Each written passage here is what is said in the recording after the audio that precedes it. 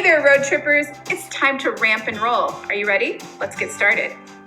So you're gonna need your supplies that include a cup, a stick, a plastic egg, a little cardboard tube piece, and a tiny cute little foam square. So we're actually gonna make a ramp. How do you make a ramp in your house? It's really easy.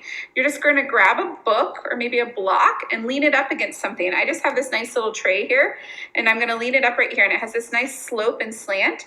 And we're gonna test these things out and then jot down what we notice about them.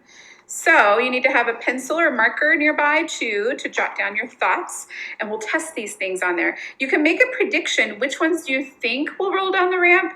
Maybe the tube, if I put it the right way. If I put it this way, do you think it will roll? Which way should I put it? I think this way. Woo! There it goes. Now I can try the cup too. Do you think it would roll? What about if I put it this way? What happens?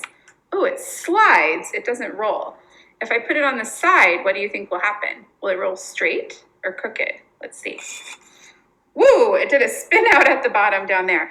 You can keep trying and making notes on there. It says, did it roll down the ramp? So that first one was the cardboard tube. It sure rolled. It rolled so far away, it's not even on the table anymore. So that's a big yes.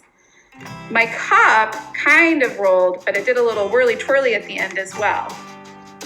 You can think about which things moved the best on the ramp, which ones make the best wheels for vehicles and things to drive on. So give these a try, make your notes, and see which one you think is the best one to use for a potential wheel. Have fun, drive safe.